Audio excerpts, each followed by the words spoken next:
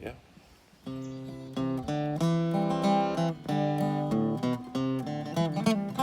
In the days of Noah, just before the flood, when the wicked world had all forgotten God, Brother Noah built a boat, which upon God earth did float, and the people saw that they were made of mud.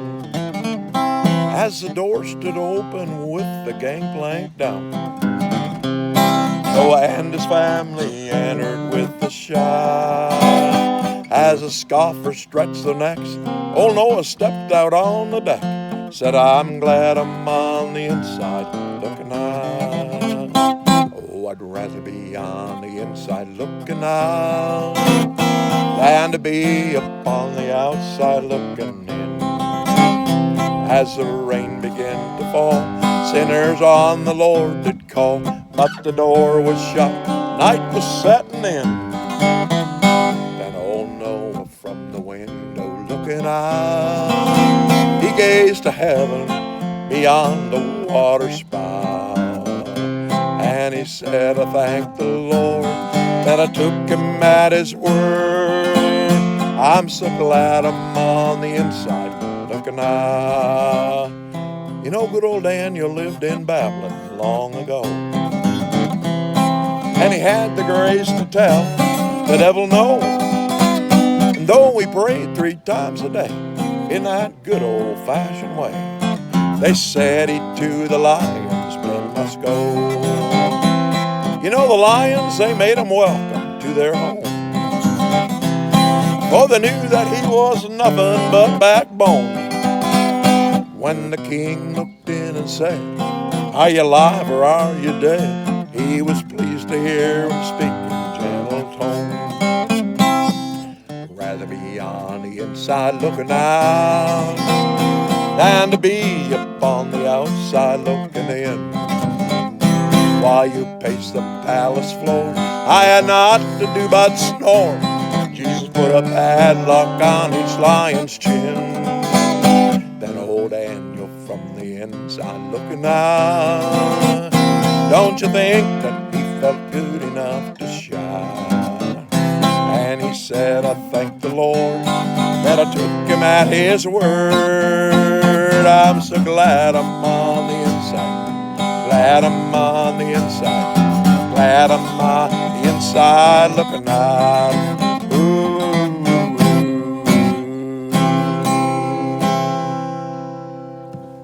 The Lord has never told us that he's going to provide a total comfortable life for us just because we become a Christian.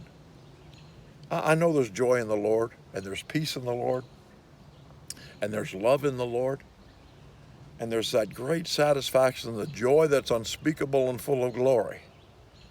But you see, you can have all that and still be dealing with things that are uncomfortable. Yes, the storms will come. Yes, all the patriarchs, every one of them, throughout the Bible have had to go through a storm. And so in Mark chapter 4, when Jesus was in the boat with the disciples and had told them we're going to the other side, and they began to experience a storm in an environment where they were absolutely familiar. Don't you know, John and Peter were fishermen. They were absolutely familiar with the Sea of Galilee, the Sea of Tiberias. They had made their living fishing on that little sea. I remember one time Charlotte and I were there. That thing can be as smooth as glass 1 minute, and a storm come up, a squall, and just in the next minute you have a storm. But I got to tell you a little story about Charlotte. She's not really fond of water too much, okay? So Not at all. So we were in this tour boat, and we were going across the Sea of Galilee, and it had seats in it. Charlotte got a seat where she was looking backwards. Big twin engines back there in the back. They started up those engines to head out across the Sea of Galilee, and the captain threw the throttle to that thing. And I want to tell you what, the front end of that boat came up, and we tore into that sea, and the rooster tails were just coming up in the air, and the waves were coming out. And because of Charlotte's nervousness about water, she felt like she was in a storm right off the bat. and I could pick up the vibes. Even though I was facing the front, I could pick up the vibes. And I said, what's wrong? She said, oh man, it's so rough back here. I said, honey, turn around and look ahead. Look up front. And when she did, with tears in her eyes, holding her chest because of the panic feeling, because of the storm, she did not want to be out there in the middle of a storm. When she turned around and saw that Sea of Galilee was totally calm when you were looking ahead, a big smile came over her face. I've never forgotten that, and it's been a lesson to me in life. It really has. It's a matter where you're looking to. It's a matter where you're looking. You can be looking at the one that said, peace be still, or you can be looking at the problem. You can be looking at the waves, or you can be looking at the winner. You can be looking at the environment, or you can look at the eternal power of Almighty God and say, he's in the boat.